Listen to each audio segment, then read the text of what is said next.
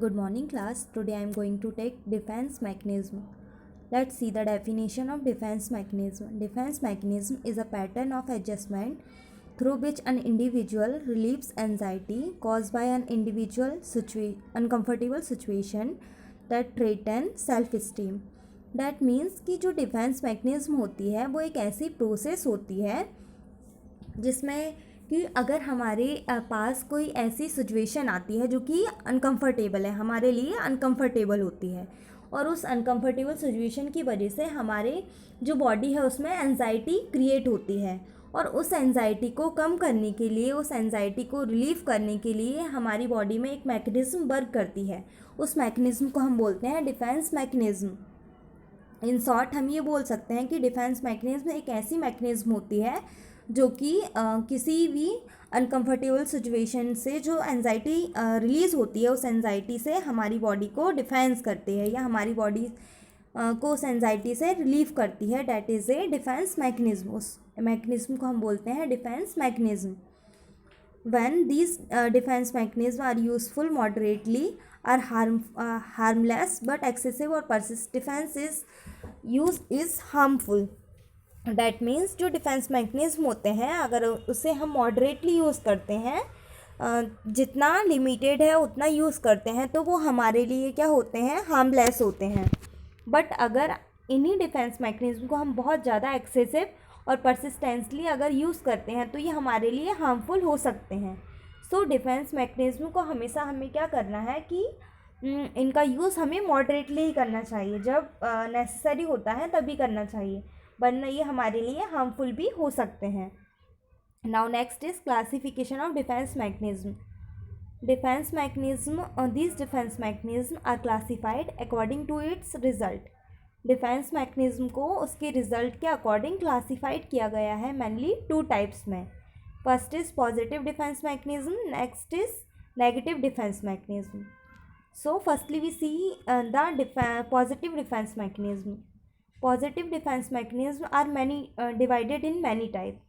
First is compensation, second is substitution, third is sublimation, fourth is rationalization, fifth repression, sixth is undoing, seventh is identification, eighth is transference, ninth is intellectualization, tenth is introjection.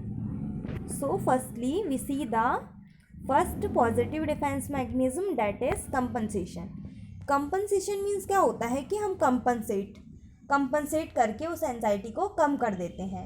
Example के लिए अगर कोई student है, वो study में perfect नहीं है, वो एग्ज़ाम में फ़ेल हो जाता है, तो उसकी ये वीकनेस है कि वो स्टडी में परफेक्ट नहीं है. तो उस वीकनेस को वो कम करने के लिए क्या करता है, कोई भी जो प्ले एक्टिविटीज़ होती है उसमें वो फर्स्ट आता है, तो उसके थ्रू क्या होता है, उसकी जो वीकनेस है उसे वो कम कर देता है, तो वो कंपनसेट करता है. तो ये जो डिफेंस मैकेनिज्म है ये कैसे वर्क करती है कि अगर हमारे अंदर कोई वीकनेस है तो उसको ये कम, उस वीकनेस को छुपा के उसके अगेंस्ट जिसमें हम परफेक्ट होते हैं वो चीज़ को करके हम उस वीकनेस को कम कर देते हैं. So that is A compensation. Now next is substitution. So substitution का एग्जाम्पल क्या है, या फिर सब्स्टिट्यूशन जो होता है डिफेंस मैकेनिज्म, वो क्या होता है कि अगर कोई स्टूडेंट है जो कि मेडिकल कॉलेज में एडमिशन लेना चाहता है बट वो अनसक्सेसफुल होता है, तो वो क्या करता है कि उसका जो एम है वो मेडिकल कॉलेज में एडमिशन है, लेना है, बट वो एम को अगर वो पूरा नहीं कर पाता है, क्योंकि वो एम उसके बहुत ही ज़्यादा हाई एम है, मीन्स बहुत ही ज़्यादा ऊंचा एम है, तो उसको अचीव करता है, वो उसको अचीव करने में अनसक्सेसफुल हो जाता है, तो वो क्या करता है, उसी डायरेक्शन में उसका जो एम है उसको लिमिटेड कर देता है, मीन्स उस एम से थोड़ा और उसको कम कर देता है. तो एक लिमिटेड एम में वो क्या करता है कि अगर उसका मेडिकल कॉलेज में एडमिशन नहीं हुआ है तो वो उसी फील्ड में किसी दूसरे कॉलेज में एडमिशन ले लेता है. एग्जाम्पल के लिए या तो फिर नर्सिंग कॉलेज में या फिर जो फार्मेसी होती है उसमें वो एडमिशन ले लेता है. इसके थ्रू क्या होता है कि उसका जो एम है वो पूरा नहीं हो पाया, तो वो अपने एम को ही चेंज कर लेता है. That is A substitution. Now next is sublimation.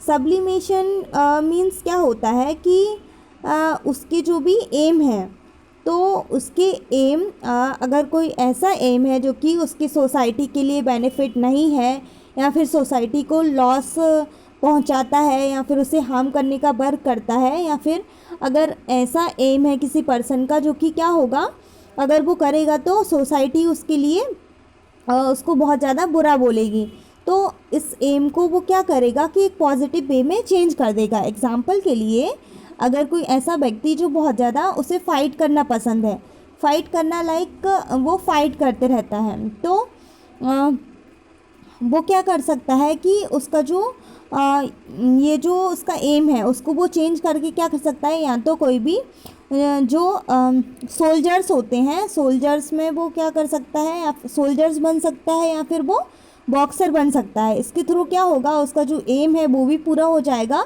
और जो सोसाइटी है उसके लिए वो उसे अप्रिशिएट करेगी, और उसके लिए उसे कोई भी ताना नहीं मारेगी कि ये गलत कर रहे हो तुम, या फिर ये गलत है।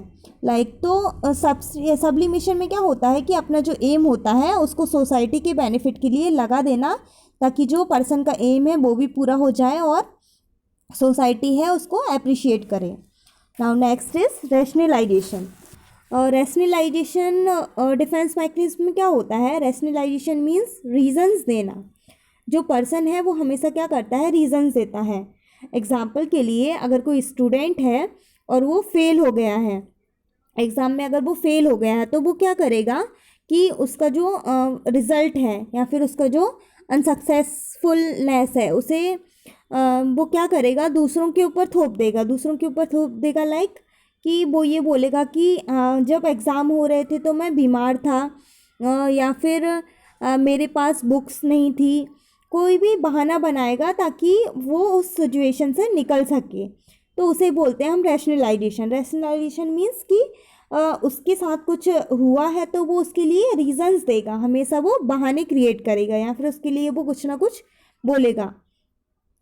नाउ नेक्स्ट एग्जांपल रैशनलाइजेशन का, अगर कोई पर्सन या फिर इंडिविजुअल्स जिसके पास व्हीकल नहीं है, तो वो क्या बोलेगा कि अगर उसके पास व्हीकल तो है ही नहीं, क्यों, क्योंकि वो ख़रीद नहीं सकता, या फिर उसके पास नहीं है, तो वो क्या करेगा, तो वो क्या बोल के रैशनलाइजेशन या फिर रीजंस देगा कि अगर मैंने, अच्छा हुआ मेरे पास बाइक नहीं है, अगर मेरे पास बाइक होती तो बाइक तो वैसे भी डेंजरस होती है, या हमारी लाइफ को डेंजर्स में डाल सकती है, तो ऐसा कह के वो उस सिचुएशन से निकल जाएगा। That is a rationalisation. Means कोई भी सिचुएशन के लिए उसे क्या करना रहता है, कोई भी रीजंस देने रहते हैं ताकि वो उस सिचुएशन में निकल सके, उस सिचुएशन से निकल सके। Now next is that is repression. Repression, firstly जो रिप्रेशन डिफेंस मैकेनिज्म होता है उसका यूज़ जो सिगमंड फ्लॉयड थे उन्होंने फर्स्टली किया था। तो ये जो रिप्रेशन होता है, रिप्रेशन में क्या करते हैं कि हमारे जो भी ऐसे कुछ सिलेक्टिव फॉरगेटिंग करते हैं हम इसे, या फिर इस डिफेंस मैकेनिज्म को हम सिलेक्टिव फॉरगेटिंग भी कहते हैं। इसमें क्या होता है कि हमारी जो मेमोरीज होती है उसे हम क्या कर देते हैं, खुद ही भूल जाते हैं, खुद ही भूल जाते हैं। एग्जाम्पल के लिए कि अगर कोई स्टूडेंट्स है, वो एग्ज़ाम में अगर नकल करते हुए पकड़ा जाता है, या नकल करते हुए उसे कोई टीचर्स देख लेते हैं, तो वो क्या करता है कि उसके लिए ये बहुत ही ज़्यादा एक ज़्यादा बुरा अनुभव है उसके लिए। सो उसके लिए ये एक्सपीरियंस बहुत ही ज़्यादा बुरा है, तो वो क्या करेगा, उस कंडीशन को, या फिर जो उसके लिए वो एक्सपीरियंस है वो बुरा है, तो वो उसे भुलाने की कोशिश करेगा। That is A repression. Means उसके लिए जो भी गलत होता है जिसको वो जानबूझ के भुला देना चाहता है, दैट इज़ ए रिप्रेशन। ये जो रिप्रेशन होता है वो हमारी जो डिफेंस मैकेनिज्म होता है उस हमारे लिए बेनिफिशियल होता है। मीन्स रिप्रेशन के थ्रू हम क्या करते हैं कि हम जिस चीज़ को भूलना चाहते हैं, या जो भी इवेंट्स होते हैं, या जो भी इवेंट्स ऐसे इवेंट्स होते हैं जो हमें सैडनेस प्रोवाइड करते हैं, तो उन इवेंट्स को हम रिप्रेस कर सकते हैं, उन्हें भूल सकते हैं। Now next defence mechanism that is undoing. Undoing means क्या होता है कि कुछ चीज़ अगर कुछ गलती से हमारे से कुछ हो गया है तो हम क्या करेंगे, उसके लिए सॉरी फील करेंगे, that is A undoing. Undoing example के लिए, अगर हम जा रहे हैं और जाते हुए हम किसी से टकरा गए तो सडनली हमारे मुंह से निकल जाता है sorry, I am sorry. So that is A undoing defence mechanism. जब वो डिफेंस मैकेनिज्म कौन सी वर्क करती है, अनडूइंग मीन्स हमारे से कुछ गलती हुई और हमने उसको तुरंत ही उसे सुधार दिया, हमने सॉरी बोल के उससे माफ़ी मांग ली, तो that is A undoing defence mechanism. वो होता है हमारा अनडूइंग डिफेंस मैकेनिज्म। अगर हमने किसी को कुछ गलती की है तो उसके लिए हम खुद ही माफ़ी मांग लेते हैं। नाउ सेकंड एग्जांपल अनडूइंग का है कि एक पुलिसमैन है जो कि फर्स्ट टाइम अगर वो रिश्वत लेता है तो रिश्वत लेने के बाद उसे फील होता है कि डैट इज़ ए रॉन्ग, ये गलत है। तो उसके लिए वो क्या करता है कि उसने रिश्वत तो ले ली है बट वो क्या करेगा कि घर आके बार बार अपने हाथ धोएगा। क्यों? क्योंकि उसे लगता है कि मैंने इसी हाथ से गलत काम किया है, तो वो बार बार उसके लिए सॉरी फील करेगा या फिर हाथ धुलेगा। तो डैट इज़ ए अनडूइंग। वो गलती करके पछता रहा है उसके लिए या फिर उसे सही करना चाहता है, that is A undoing. Now next defence mechanism that is A identification. So identification defence mechanism क्या होता है कि इसमें हम किसी की कुछ अच्छी विशेषता है या फिर हम किसी दूसरे के जैसा बनना चाहते हैं। एग्ज़ाम्पल के लिए कि अगर हम मूवीज़ देखते हैं तो उसमें हम एक हीरो को देखते हैं तो सडनली हम क्या होते हैं, उसके लिए इमोशनल्स होने लगते हैं। या हम कोई ऐसा सीन देख रहे हैं जिसमें हम सीरियल्स देख रहे हैं जिससे हम बहुत अटैचड हो जाते हैं, तो उसके लिए हम क्या करते हैं, इमोशनली फील होने लगते हैं। जब उसमें कोई भी ऐसा सैडनेस वाला इवेंट आता है तो इसके थ्रू हमारे अंदर क्या होती है, एक इमोशनल फीलिंग्स आ जाती है। अगर उसमें सब लोग रो रहे हैं तो हम भी रोने लगते हैं। तो क्या करते हैं हम आइडेंटिफिकेशन में कि हम उन्हीं के जैसा होना चाहते हैं या फिर अगर कुछ चीज़ हो रही तो हम उससे अटैचड हो जाते हैं। नाउ सेकंड एग्जांपल हम इसका ये दे सकते हैं कि अगर जो हीरो हीरोइंस होते हैं हम उन्हें देख के उनके जैसा ही बनना चाहते हैं, that is A identification. Now next defence mechanism जो हमारा है वो है ट्रांसफरेंस। सो ट्रांसफरेंस मीन्स क्या होता है कि ट्रांसफ़र। ट्रांसफरेंस में ये होता है कि एग्जाम्पल है ट्रांसफरेंस का, एक ओल्ड मैन है जो कि हॉस्पिटल में एडमिट है। तो वो जो ओल्ड मैन है वो हॉस्पिटल में एडमिट है और उसके घर पे उसकी जो डॉटर है वो क्या है, छोटी है, 16 या 17 ईयर्स की है। तो वो उससे दूर है तो वो क्या फील करता है कि अगर कोई नर्स उसकी केयर कर रही है तो वो भी अगर सेम एज की है, उसकी डॉटर के एज की है, 17-16 एज की है या फिर एज डिफ़र भी कर सकती है। सो सेम एज की अगर उसे लग रही है कि उसकी डॉटर जैसी है तो वो वही फील करके उसके वो अपनी बेटी को, नर्स को बेटी मान सकता है और उसकी जो फीलिंग्स है वो शेयर कर सकता है, that is a transference. Transference means कि हम किसी पर्सन को किसी दूसरे पर्सन की तरह देखते हैं। लाइक नर्स क्या कर रही है, उसकी हेल्प कर रही है और उसकी जो डॉटर है वो भी क्या करती है, उसकी हेल्प करती है। तो वो उसे सेम फील होगा, वो इमेजिनेशन या इमेज उसकी किसकी फिट कर लेगा, एक नर्स में अपनी डॉटर की इमेज फिट कर लेगा, that is a transference defence mechanism. Now next is intellectualisation. So intellectualisation defence mechanism क्या होता है कि इंटेक्चुअलाइजेशन हम इसमें क्या करते हैं, इंटेक्चुअलाइज करते हैं। हम किसी भी चीज़ को क्या करते हैं, इंटेक्चुअलाइजेशन करने लगते हैं या फिर हम बोल सकते हैं कि उस चीज़ को अगर हम इमोशनली उसे फील ना करके, एग्ज़ाम्पल के लिए अगर कोई पर्सन है उसकी फैमिली में अगर किसी फैमिली मेम्बर की डेथ हो गई है तो अगर उन दोनों की किसी फैमिली मेम्बर की डेथ हो गई है तो उससे क्या होगा कि वो एक फैक्ट जो रियल फैक्ट है कि हाँ डेथ तो हो चुकी है, तो वो एक इमोशनल से निकल के बाहर जो रियलिटी है उसमें देखेगा कि एक्चुअल में वो इमोशनली ही नहीं रहेगा। क्यों? क्योंकि एक्चुअल में ये हो चुका है। सो डैट इज़ ए इंटेक्चुअलाइजेशन, वो अपने इंटेक्चुअलाइजेशन पे वर्क करेगा। Now next is introjection. Introjection means क्या होता है कि इसमें हम किसी दूसरे के जैसा बनना चाहते हैं। एग्जाम्पल के लिए अगर कोई डॉटर है तो उसकी जो फादर है, उसके फादर का नेचर उसे बहुत अच्छा लगता है, तो वो सोचती है कि मैं बड़े होके मेरे फादर जैसी बनूंगी या फिर मैं अपनी मदर जैसी बनूंगी। तो उसको जो अच्छा लगता है वो उसी के जैसा होना चाहता है। डैट इज़ ए इंट्रोजेक्शन। सो ये हमारे पॉजिटिव डिफेंस मैकेनिज्म होते हैं। Now next is negative defence mechanism. Negative defence mechanism को हम अनसक्सेसफुल डिफेंस मैकेनिज्म भी बोलते हैं। So first is suppression. Suppression means क्या होता है कि इसमें रिप्रेशन और सप्रेशन, जो रिप्रेशन होता है वो पॉजिटिव डिफेंस मैकेनिज्म होता है। उसमें हम क्या करते हैं कि हमारे लिए जो भी ऐसा इवेंट जो हमें क्या करता है, सैडनेस प्रोवाइड करता है या उसको याद करके हम दुखी होते हैं, तो ऐसे इवेंट को हम भूल जाना चाहते हैं, हम भूल जाते हैं। That is A repression. वो क्या होता है? रिप्रेशन होता है, हम जानबूझ के उसे भूल जाते हैं।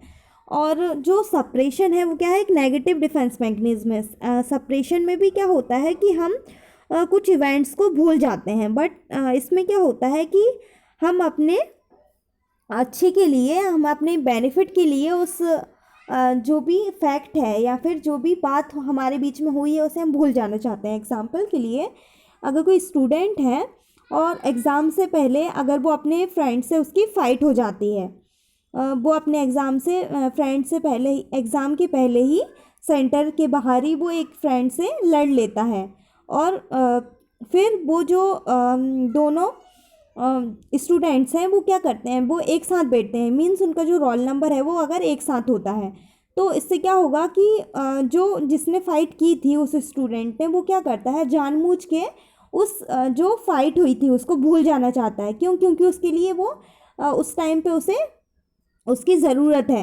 ताकि वो उसका बेनिफिट दे सके या फिर उसे कुछ भी चीटिंग करा सके या फिर उसे कुछ भी बता सके।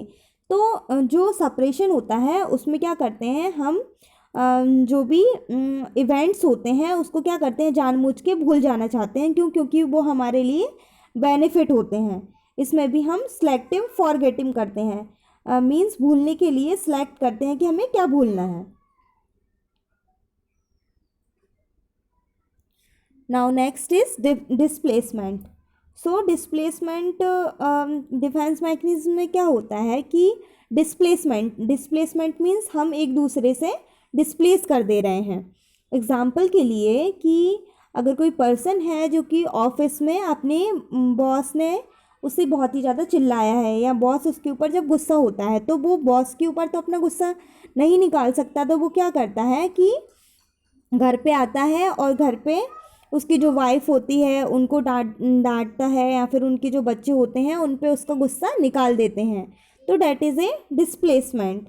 सो डिस्प्लेसमेंट में क्या होता है कि वो डिस्प्लेस कर देता है कि वो उस पर्सन को, जिस पर्सन ने उस पर गुस्सा किया है, वो उससे तो गुस्सा नहीं कर सकता वापस, लेकिन किसी और दूसरे पर्सन को वो डिस्प्लेस कर सकता है, उस दूसरे पर्सन पे वो चिल्ला सकता है, जो कि पर्सन बिना किसी बात के, मीन्स उसकी जो वाइफ है और जो उसके चिल्ड्रन है वो तो उससे अटैचड नहीं है, उस बात से अटैचड नहीं है, बट फिर भी वो उसके ऊपर डिस्प्लेस कर देता है उस चीज़ को।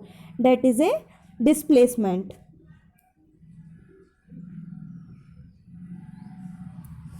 Now next defence mechanism, that is A projection. So projection defence mechanism में क्या होता है कि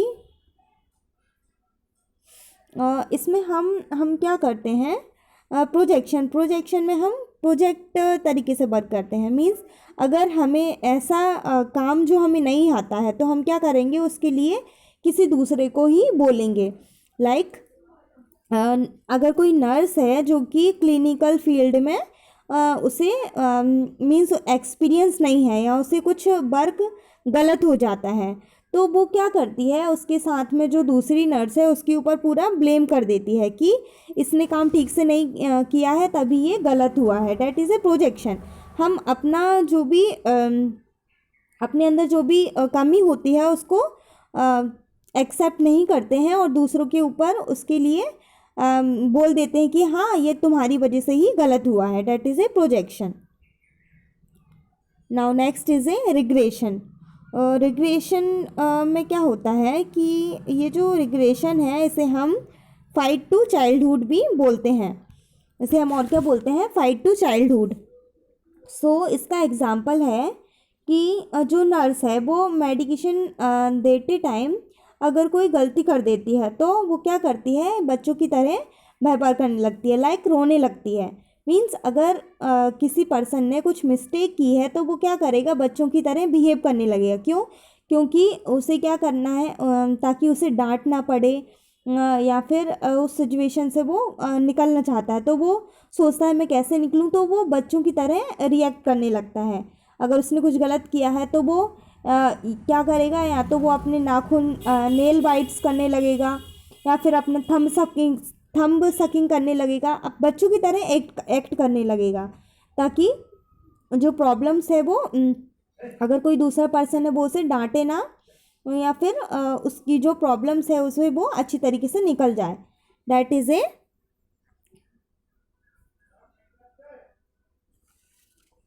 नाउ नेक्स्ट इज फिक्सेशन।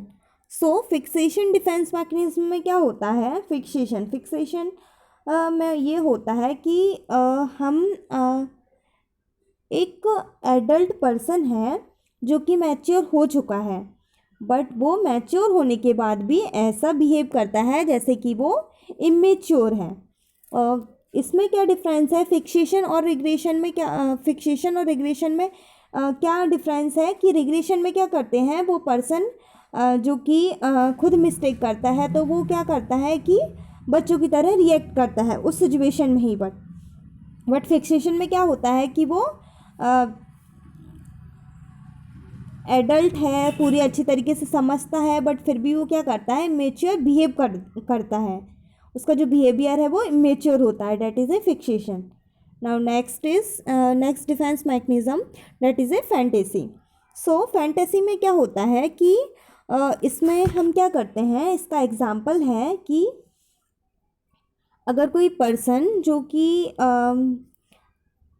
उसे पता है कि वो एक्चुअल में नहीं हो सकता, अगर कोई ऐसी चीज़ जो अगर कोई बहुत ही ज़्यादा गरीब इंसान है या गरीब व्यक्ति है तो वो क्या करेगा कि कुछ भी लाइक वो सोचता है कि मैं यहाँ जाके शॉपिंग करूँगा, ये तो पॉसिबल नहीं है, बट वो अपनी फैंटेसी में जाके, अपने ड्रीम्स में जाके क्या करेगा, वो उस चीज़ को सोचेगा कि हाँ मैं ये चीज़ कर रहा हूँ। तो that is A fantasy. Fantasy defence mechanism में क्या होता है कि वो अपने आप को हैप्पीनेस फील कराने के लिए उस जो ड्रीम है, ड्रीम में जाके अपनी जो चीज़ है उसको रियल में नहीं कर सकता तो वो ड्रीम में जाके उसे पूरा करता है। That is A fantasy defence mechanism. Now next is a reaction formation. So reaction formation defence mechanism में क्या होता है, ये एक अनकॉन्शियसनेस प्रोसेस होती है। इसमें मेनली इसमें क्या करते हैं कि एग्ज़ाम्पल के लिए अगर कोई मदर है और वो मदर उसकी जो भी चाइल्ड है, उसका जो भी चाइल्ड है, अगर वो उसकी देखभाल या उसकी केयर कर रही है तो वो उसे अच्छी तरीके से नहीं करती है, तो उसके अंदर क्या होता है, एक वो सोचती है कि हाँ मैं ये अच्छी तरीके से नहीं कर रही हूँ या मेरी वजह से ही मेरे बेटे को इतनी अच्छी चीज़ें नहीं मिल पा रही, तो वो क्या करेगी, इसके लिए अपने आप को ही सोचती है कि मैं इसके लिए मैं ही रिस्पॉन्सिबल हूँ।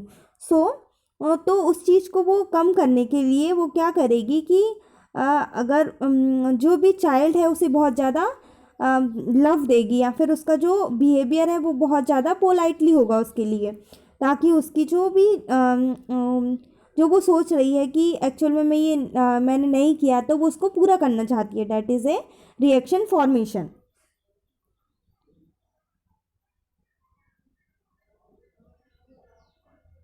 रिएक्शन फॉर्मेशन में और क्या होता है कि हम इसमें अपोजिट वर्क करते हैं, लाइक कि हमने ये नहीं किया है या हम ये ऐसा नहीं फील करते हैं, लेकिन हम दूसरों को दिखाने के लिए बहुत ज़्यादा वो चीज़ करते हैं, that is a reaction formation.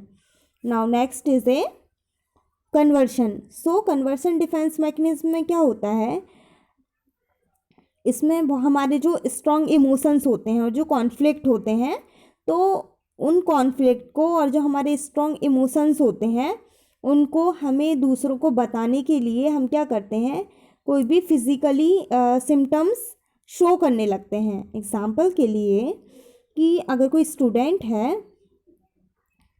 जो कि एग्ज़ाम देता है या फर्स्ट टाइम वो एग्ज़ाम दे रहा है, तो वो एग्ज़ाम के लिए बहुत ज़्यादा वरीड है, लाइक एग्ज़ाम में क्या आएगा, तो उसके लिए बहुत ज़्यादा वो वरीड है। तो वो उसके लिए क्या होगा, उसके एग्ज़ाम से पहले ही उसको या तो हेडेक होने लगेगा या फिर उसे डिजीनेस फील होने लगेगा, उसे कोई भी फिज़िकल प्रॉब्लम्स हो सकती है।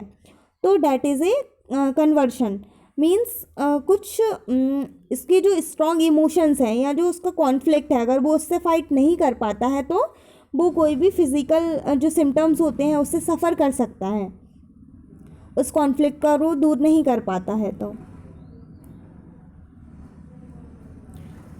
हम सेकंड एग्जांपल ले सकते हैं इसमें कन्वर्शन में, कि अगर कोई सन है जो कि अपने जो फादर है उससे बहुत ज़्यादा क्या करता है, हेट करता है, नफ़रत करता है, तो उसमें क्या होगा कि वो मन में सोचेगा उनसे बदला लेने के लिए।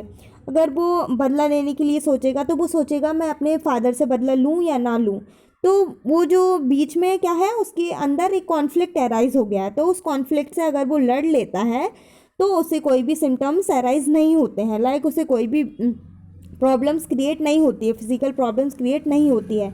बट अगर वो उस कॉन्फ्लिक्ट को पूरा नहीं कर पाता है तो इसकी वजह से क्या होता है कि उसको कोई भी, या तो उसे पैरालिसिस की कंडीशन हो सकती है या कोई भी फिजिकल सिम्टम्स एराइज हो सकते हैं, that is a conversion.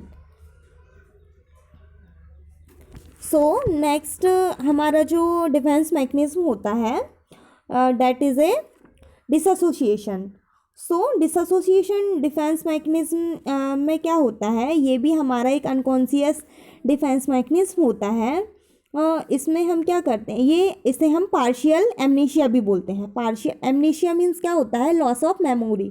So partial amnesia means कि हमारी जो मेमोरी है वो हम भुला देना चाहते हैं। पार्शियल एमनेशिया मीन्स हम किसी चीज़ को या हमारी जो मेमोरी है उसे आधी मेमोरी को हम भुला देना चाहते हैं, डैट इज़ ए डिसएसोसिएशन। इसके लिए मतलब कोई भी जो फैक्टर है, बायोलॉजिकल फैक्टर है, वो रिस्पॉन्सिबल नहीं है, हम खुद से ही उस चीज़ को भुला देना चाहते हैं, that is a dissociation. Now next is denial. You know what is denial? Denial means होता है कि मना करना। सो डिनाइन में क्या होता है कि अगर कोई कंडीशन है उसमें फिर भी हम क्या करते हैं, डिनाइन करते हैं, उसके लिए हम मना करते हैं। तो ये डिफेंस मैकेनिज्म होता है डिनाइन। हम पूरी तरीके से उसे डिनाइन कर देते हैं, पूरी तरीके से उसे मना कर देते हैं। मीन्स अगर हमें किसी सिचुएशन में हम फंस गए हैं लेकिन उस सिचुएशन में हम दूसरों को नहीं बताना चाहते हैं, तो उसके लिए हम क्या कर देंगे, उसे डिनाइन कर देंगे, उससे पूरी तरीके से हमें मना कर देंगे। बट हमें वो चीज़ के बारे में पता है लेकिन फिर भी हम उसे डिनाइन कर देंगे। क्यों? क्योंकि अपने प्रोटेक्ट के लिए। That is A negative defence mechanism. जो नेगेटिव डिफेंस मैकेनिज्म होते हैं वो मेनली हम अपने आप को बचाने के लिए ज़्यादातर यूज़ करते हैं। जो नेगेटिव डिफेंस मैकेनिज्म होते हैं उसे हमें यूज़ ज़्यादातर नहीं करना चाहिए। क्यों? क्योंकि इससे ये जो डिफेंस मैकेनिज्म है ये बहुत ज़्यादा वर्क करने लगते हैं। देन अगर ये जो डिफेंस मैकेनिज्म है वो एक्सेसिव वर्क करते हैं तो इसकी वजह से हमारी जो बॉडी है उसमें कोई भी हार्मफुल कंडीशन एराइज हो सकती है। सो ये जो डिफेंस मैकेनिज्म होते हैं उन्हें हमें मॉडरेटली ही यूज़ करना चाहिए।